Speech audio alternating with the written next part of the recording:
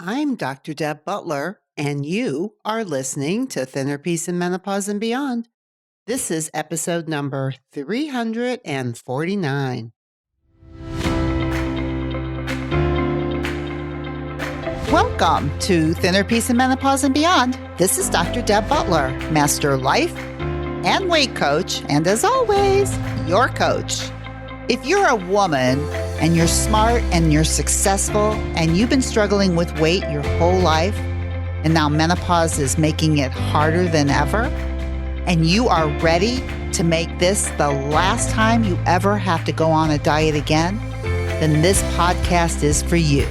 Stay tuned. Hello, all my dear friends all over the world. Happy, ho, ho, ho. I hope you're enjoying yourself, and I hope you're following my two-part challenge that I introduced you to over the last 2 weeks. And that was number 1, eat between the twos. I didn't even specify fuel food. Even if it's a Fuel Joy meal, just don't turn it into a Fuel Joy fog. Keep it between the twos. For those of you who know what I'm talking about my hunger scale, keep it between the twos. Eat when you're hungry, stop when you're full. And I think it's the best gift you can give yourself during the holidays is to not overeat. And part 2 of my challenge was to not overgive. There's no numbers, there's no scale for it, but it's a good idea for me to think about that. But just to be able to be honoring what you're actually capable of doing this holiday season from the bottom of your heart, but also knowing when your mind body says, I can't do it, stop, and learning how to say no when it will not work for you. And that might mean disappointing other people, which is what that episode was all about, is what's more important to you, disappointing yourself or disappointing other people? I think a lot of you come from the idea that I would never want to disappoint other people, but if it's just me, it doesn't matter. And I will tell you what, there is nothing that matters more than being able to say yes to yourself when you are wanting to say no to somebody else. So that was part 2 of the challenge. So basically, this holiday challenge in 2 parts is number 1, don't overeat, and number 2, don't overgive. And if you don't overgive, it is actually the best way of being kind to yourself, self-compassion, which is really part 2 of this challenge, is being kind to yourself by saying no and saying yes to yourself.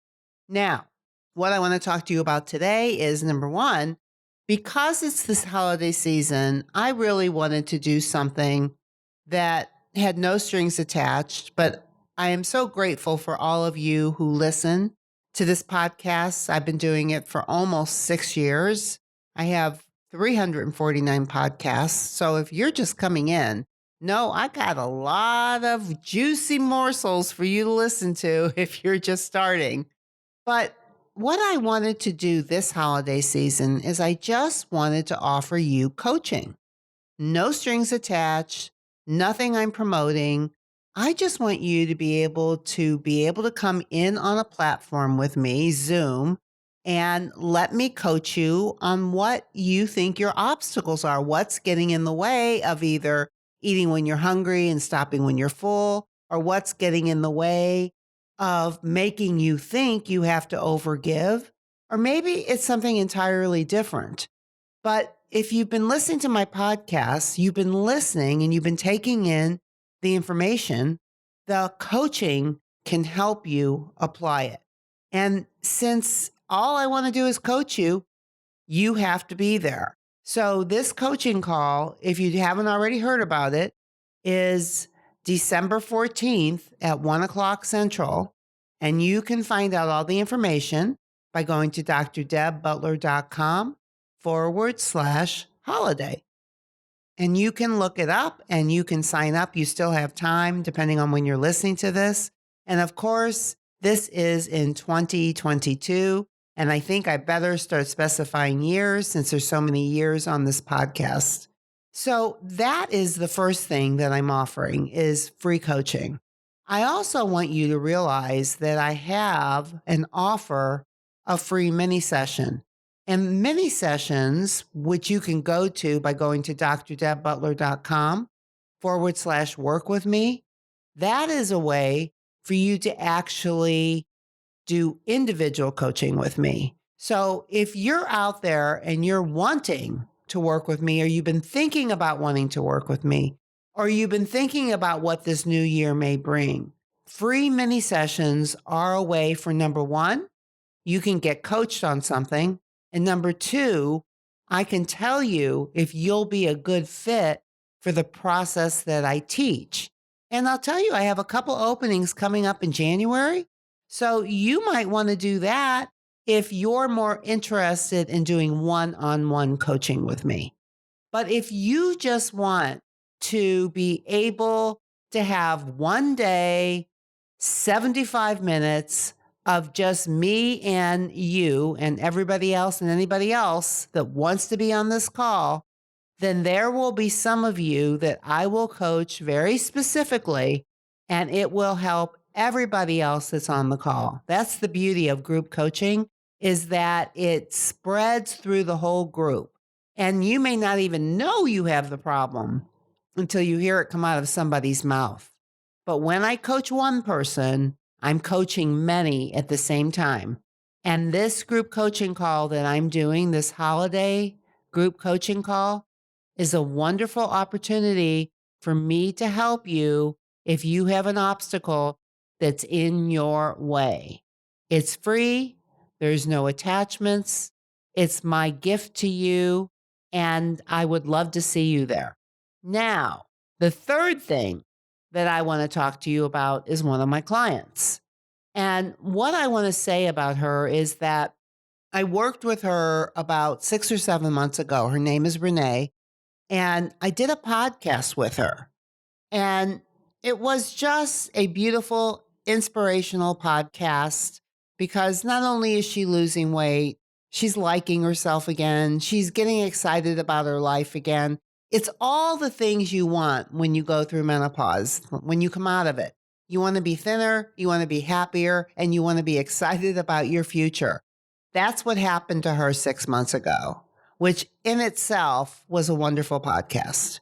But then, and this is the beauty about the holidays, is I get letters from many of my clients who I've worked with in the past. And because it's the holiday season, it happens in Thanksgiving too, where I'll just get a letter or two or three or four or five from somebody that I worked with just telling me how amazing they're still doing. So Renee is one of those people. And she sent me this letter, and I really wanted to just share it with you because if you're one of those people who want to work with me and something is holding you back, either your fear or your fear of failing, which is usually what it is for most people, is they're so afraid they're going to fail because they have so many terrible thoughts about what they've done in the past that they don't give themselves the opportunity to succeed in the future. So Renee was one of them. She was no different. But what I'm going to do now is I'm going to read you her letter that she wrote me. And then I'm going to let you listen to her podcast that she did with me 6 months ago, because that in itself was inspirational. But, you know, a lot of times I wonder, just like you probably wonder, well, I wonder what happened to them down the road. Well, here's a perfect example of what it was like for Renee after she finished working with me. It was actually better than when she was working with me. And that is pretty exciting. So I am going to read you her letter. And after I read you her letter, then I'm going to go ahead and let you listen to the podcast that I did with her 6 months ago. And I'm giving you all different ways that you can be inspired today, because Renee will inspire you. In her podcast, in her letter, it will be inspirational. And if you need more inspiration, then join me on my free coaching call. And we are like going to have a party. It's going to be 75 minutes. There is no replay because I just want people to be there live. If you want it, come get it. And of course, you can always work with me individually by signing up for a mini session. So here's Renee's letter, and then I'm going to introduce you to her podcast. Hi, Dr. Deb. I'm writing to express my ongoing gratitude for the positive impact you have had on my life. It's been 6 months since I finished working with you, and our work together continues to positively impact my life and my future. Since we last talked, I have now lost 35 pounds and I'm under my original goal weight and have weaned off of antidepressants that I have been taking for over 20 years.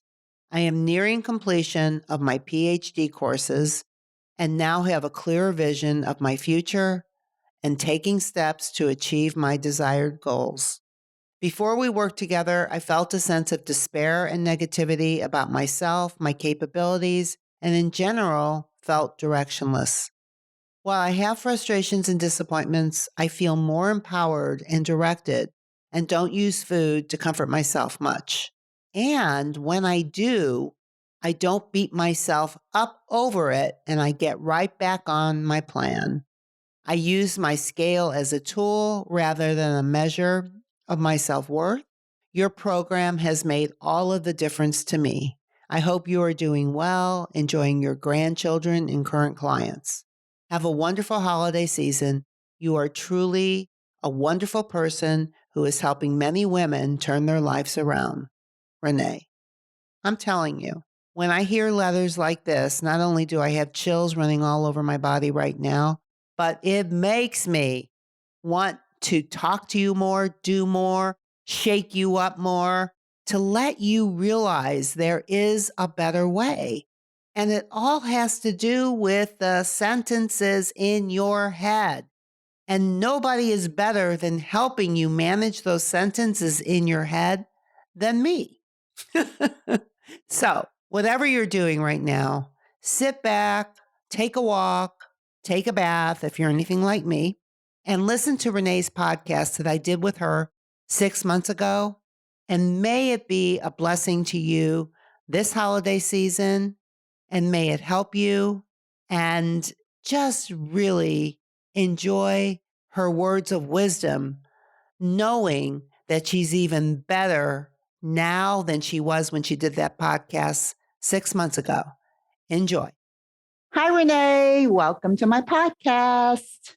Dr. Deb, it's so good to see you. Yeah, and really, for people who don't know how I work, I really don't work on video. We really work just on the phone. So this is kind of like our first hello face-to-face.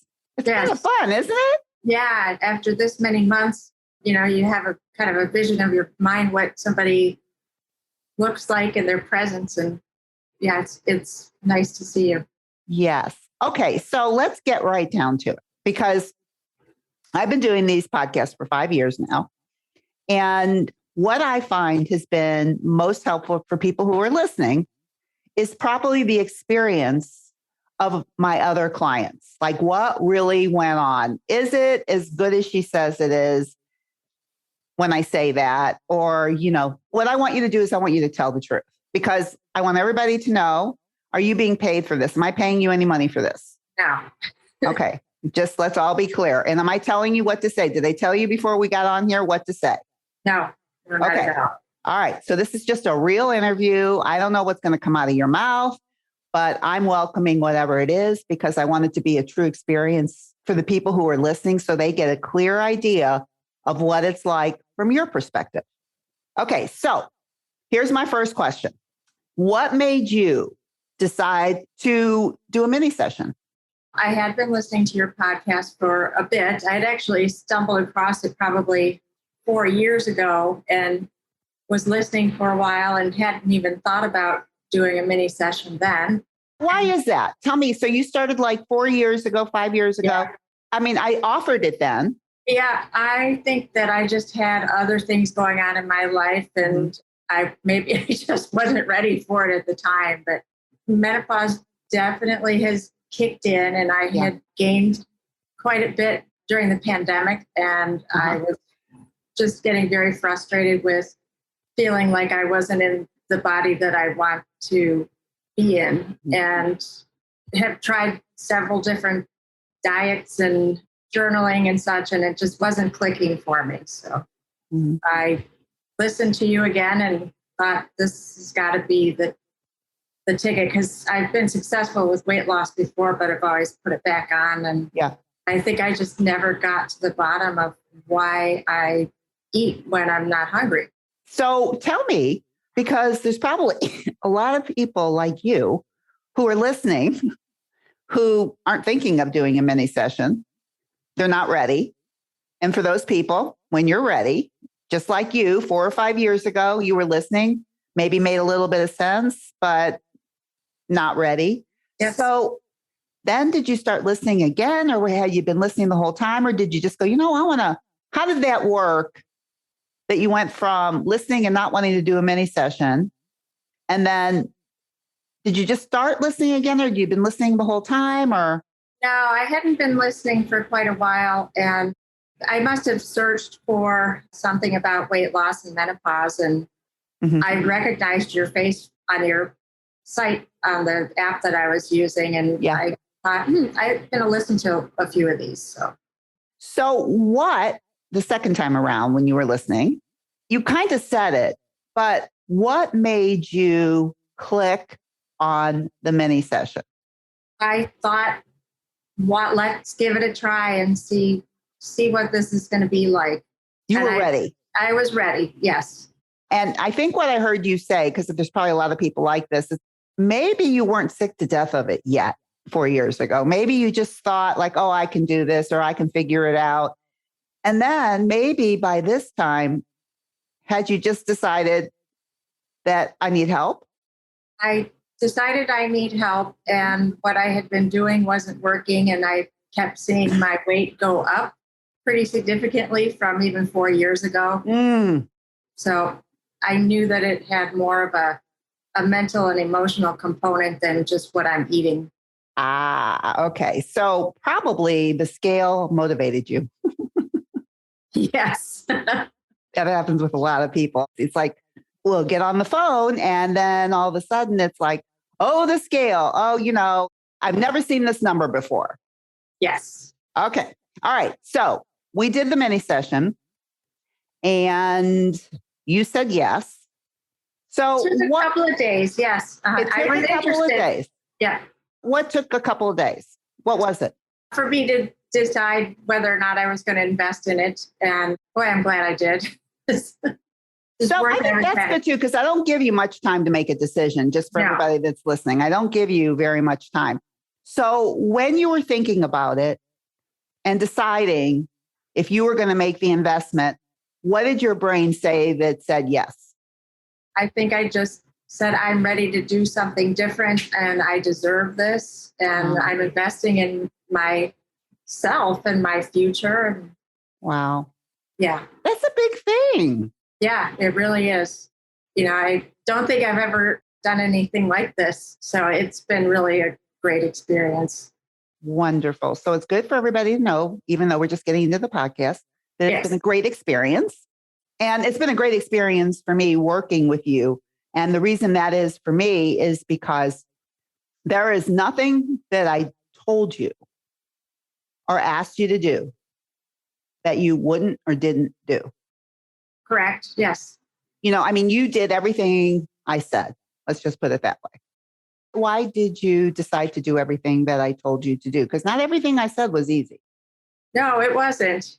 Part of it was, just making that financial investment. And I think just mentally ready to do it. And, I was very busy. It's the height of the second wave of a pretty significant pandemic, and I work in healthcare, and I could think of every excuse of why I didn't want to do it at the time, but I just finally told myself that I'm strong and I can do this. And I'm so glad I did. I love that. I want everybody to hear that before you started working with me, that you had the wherewithal to back yourself up like that to get you to do this. Because there's a lot of people that I think want to work with me, but they let so many things stand in their way, like the investment, the money, how busy they are. And with you, I just want to say, I mean, if you want to say like what you do in the health field, I mean, if you want to just tell everybody like I'm what a you nurse do. practitioner and I work in an urgent care setting. So we've had quite a difficult couple of years. Yes. And also that you're working on a degree in school. Yes, I'm working on my doctoral degree. And she's working on her doctorate degree in the middle of all of this and decided to invest in herself to make sure, and I'm just putting words in your mouth, but this is the way that I see it, to make what you're already doing in your life, make it even better and more meaningful. Yes, I have so much more energy and focus through doing this program. It's really just become part of my daily life. And I don't feel overwhelmed with everything that's going on in my life anymore. I think part of that is just an awareness. Yeah, because I would say the first few calls that we had, the beginning of the call was always, I'm so busy. I've got so much to do, and work is busy and all the reasons of why you couldn't eat. Yes. Or why I couldn't eat or why I was eating throughout the day and not paying attention to what was going in. So, yeah. And evenings, just kind of to preface this whole thing, your evenings, that was filled in the beginning with a lot of non-aware joy eating. And that's where a lot of our work really came in. Yes. Were the evenings. And I like to talk about the evenings because I would say mostly 80% of everybody has that problem with the nighttime, the evening. So you're a busy woman. And I think that it's like you work during the day. And I think you were working on your doctorate at night you were always doing something and usually at night. So your evenings have changed so drastically from my end in terms of what you do or what you put in your mouth. I'd like you to maybe talk about that a little bit because everybody will go, that's me. They're going to resonate with what you say and how you helped yourself. It didn't happen right away. It didn't. Tell everybody that. Tell everybody that didn't happen overnight. It didn't happen. It probably took at least a month before I started looking at specifically what was going on in the evening. Mm-hmm. And I really believe that the emotional brain takes precedence more as we're tired in the evening and trying to process what's going on in the day. And that oftentimes will lead to emotional eating because we don't want to look at how we're feeling. So part of it was that. I think some of it was habits. Mm-hmm. And I'm no longer there. Part of it was just really committing to writing down everything that I ate, but it is more than that. Now when I eat or when I think about eating and I'm not actually hungry, I'll ask myself, well, what's going on? And it'll just give that little pause in my mind. And usually the urge to eat something that wasn't planned kind of goes away after that. You say it so easily. And I want everybody to know that when you talk about really the first 4 weeks, and I want everybody to hear this, was really about just seeing what's going on. Yes. Right? You being committed to write down everything that you ate and everything that you ate, probably you didn't want to write down, my guess is, right? Right. Yes. I remember it. Yeah, I remember you clicking on, I put everything on a spreadsheet. And, oh, yes, you did. Yes, it further, was a spreadsheet. And I did it week by week by tabs. And one week you looked at one of my first weeks thinking that it was that week. And you're like, this is different. But it is really interesting to look back and see how things have changed.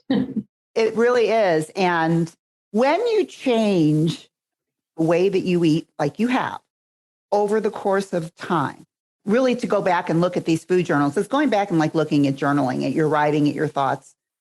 It's about what you're putting in your mouth. And at the same time, the progress and the process that you've had of the way your food journals look in the evening now, which is more eating when you're hungry and stopping when you're full kind of a thing. And actually going to sleep when you're tired, for instance, that kind of stuff. Yeah. That is such a fascinating process to watch from my end.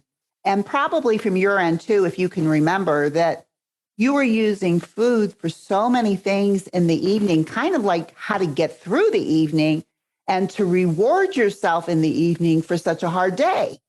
Yes. And so since you're not, how does that work for you now that you're not using food to get through the evening? You're still getting through the evening. Still get through the evening. Just an example, just 2 days ago, I had a very busy day at work. Quote, unquote.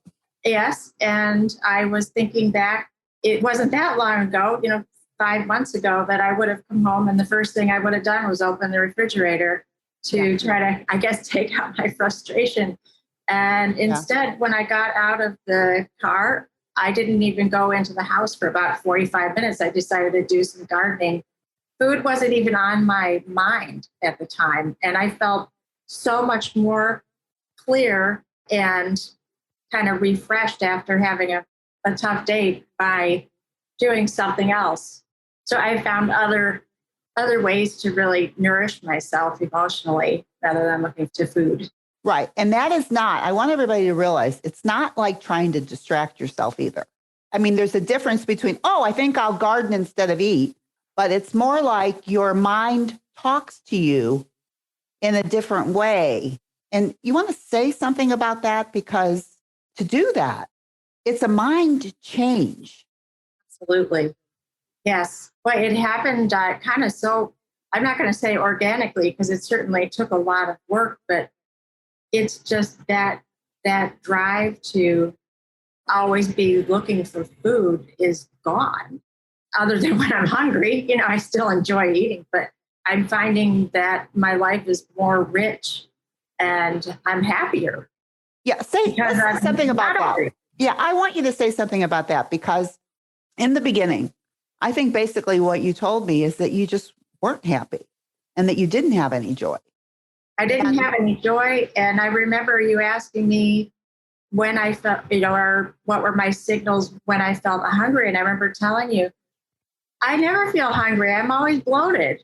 And it's because I was eating too much. I had really lost that connection with my body to know when my physical hunger was talking to me. How come you didn't quit? There were a couple of times where I was, thinking, geez, I don't know if I can do this. Part of it was certainly the commitment that I made financially and mostly to myself. After about a month, I started seeing the weight come off and I started exercising more, and I just felt so much better physically and emotionally. It wouldn't have even made sense to walk away. So do you remember anything that actually happened where you thought you couldn't do it anymore? Do you remember an incident or something that might have happened in those first 4 weeks? I don't think so, actually. I was pretty set on trying to follow this all through. Yeah. You were. What was the fine line between I'm not sure I can do this to, oh my gosh, I'm gonna do this? Or I know, from hoping it might work to knowing it would work? Just doing the assignments that I was given each week and really paying attention to what was changing in my body, in my mind, yes, in my actions. Yes. Those little things motivated me to keep working, and it's still motivating me to keep working. I love that. And we did an urge worksheet, right? Mm-hmm. And can you say, because a lot of people don't understand urges a lot when they hear the podcast, and we do a lot of work with urges when we're working individually like this. Can you say something about, because what you said is you don't have very many urges now. Not as many. I still occasionally, yes, but not nearly as many. Okay. So you still have urges. How do you handle them now when you have them? I ask myself, what's going on? And usually that's enough to just give me that little pause and kind of reframe, just decide that, look, it's not on the menu or I'm not hungry. So you might have a thought that creates an urge, like the lemon tart things or the lemon tart. Yes. What is it? Lemon tart. Yes. Yeah, lemon tart. You said that you love those and you didn't know about those. If you could be mindful about them. Uh-huh. So how do you handle, how do you handle that? What's the thought that would create the urge to want to eat it? And then what is the managing thought that you use after you've thought about it for a minute that you use instead to eat it or not eat it? But when, if it's an urge and you're not planning on eating it. Well, the thought that makes me want to eat it when it's not on my plan, is that what you're asking? Like, let's just say it's out there or you see it or somebody's eating it. Oh, well, it would be a mixture of desire and also shaming myself to even wanting it. There was a lot of self-shaming that you shouldn't want this. There was a negative talk that went around eating things that, were our joy foods. That was tough to look at because I was eating things thinking that I was enjoying them. And I don't know if I really was, because there were so many negative thoughts going all around me when I was eating it afterwards, especially afterwards.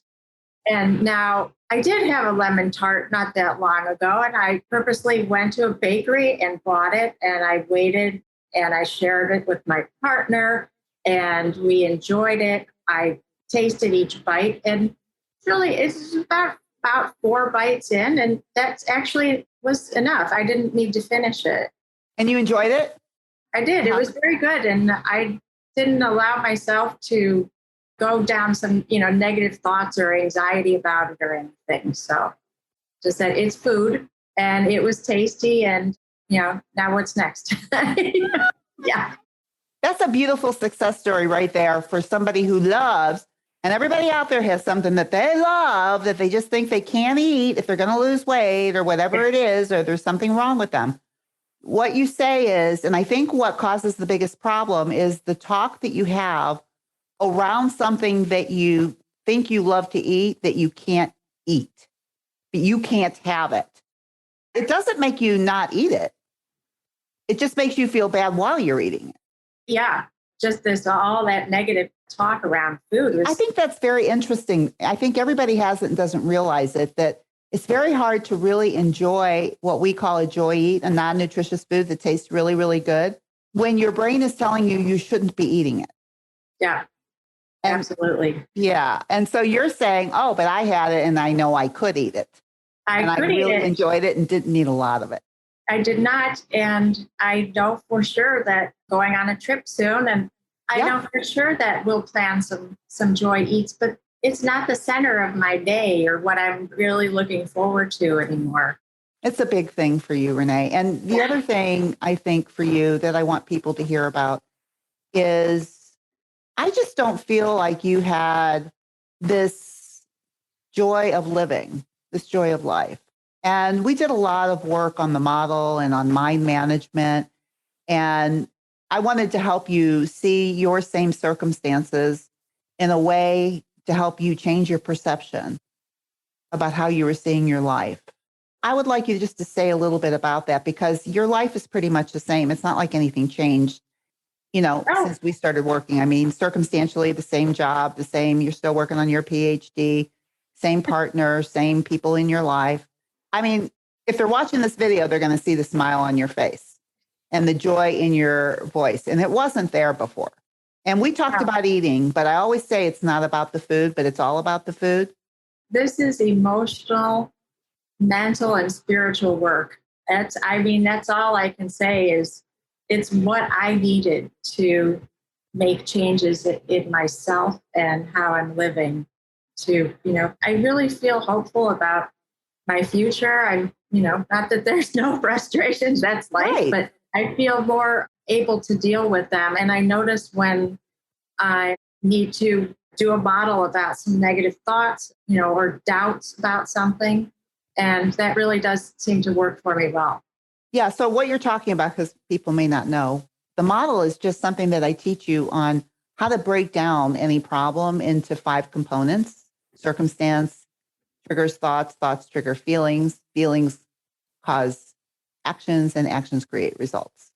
And there's a way to do that. And if you're diligent, as Renee has been, and learned how to do it, you can put down and see why you're feeling the way you're feeling about anything. And, when you're having negative emotion, it's only because you're thinking something. It's not because of your circumstance. It's not because of your work. It's not because of your partner. It's not because of any of that. It's always because of your perception of what's going on.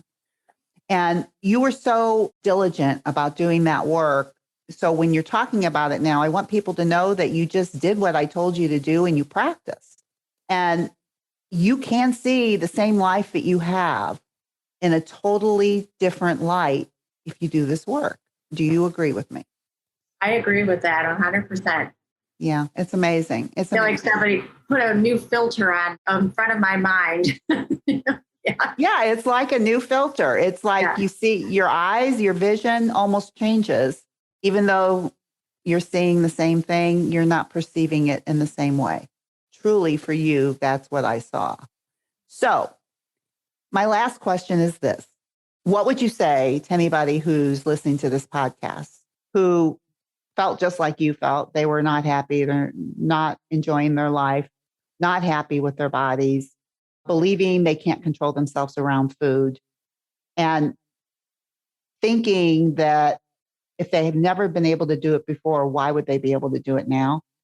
Pretty much where you were.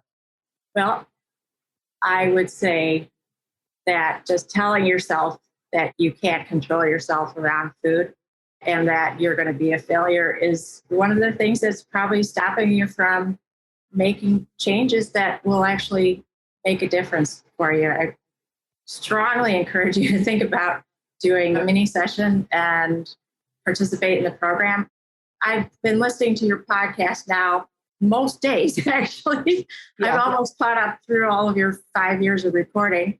Yay! But you give a lot of tools throughout your podcast. But for me, I need that individual attention and coaching.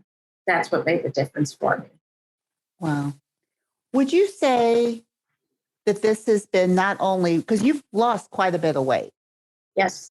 Now I'm down to 25 pounds. 25 pounds. Yes. 25 pounds. That's a big number. And that is very cool. But would you say that this program and process that you did with me was life changing, not just body changing, but life changing? Absolutely. Yeah. Like I said, my outlook is different. And I feel like I'm in touch with who I am and that I have tools that will help me manage any situation that comes up in my life, whether it's positive or negative. I no longer want to feel numb by overeating. I want to experience life. That's what's changed. Wow. So you want to experience life and you're experiencing it in a totally different way. Same life, new mind, new body. Yeah. Renee, thank you so much for being on the podcast. I loved every minute of working with you. Likewise. Thank you so much, Dr. Deb. Wonderful. Well, what did I tell you about Renee? She's a pretty happy person these days, as she was more than happy to tell you about it, and so happy that she did this process with me. And, she wasn't afraid to tell you, and I want to remind you that in the beginning, she didn't start losing weight right in the beginning. And a lot of the stuff about eating and food was showing up at night for her, just like a lot of you. And yet, by the end of the program, her nighttime was so different. Number one, because she went to sleep instead of eating, for one. And she started using food for fuel, and she started finding joy and happiness by really managing her own mind. And I know you heard that in this interview. And like we both said in this interview, I didn't pay her for this and I didn't tell her what to say. It was just from her heart. And I loved every minute of working with her as I do with all of my clients. So if Renee resonated with you and you would like to go through the process that she went through, or you think that I might be the coach that could help you too, just like Renee thought for her, then all you have to do is go to drdebbutler.com/work with me. And you can set up a mini session. It's a free 30-minute mini session where I can, number one, tell you about how my process and program works.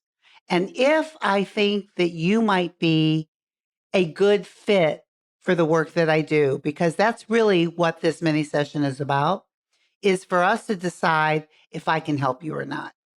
And I will tell you that usually when I'm through with this mini session, I always know, and I always find out that the clients that I end up working with, they know too.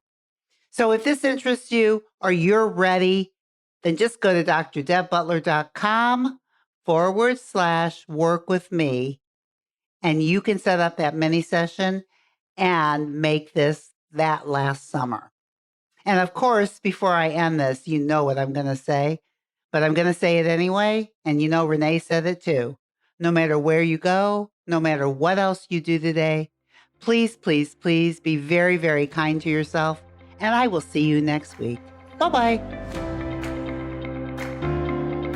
If you've been loving my podcast and you want more information, maybe a little bit more of my secrets, then please go to drdebButler.com/secret, SECRET, and get my musings, my writings on what I think the number one secret is to menopausal weight loss. And I'm going to tell you this, it's probably not what you think, but it could change everything for you. So please go to drdebButler.com/secret and find out what I think the number one secret to menopausal weight loss is.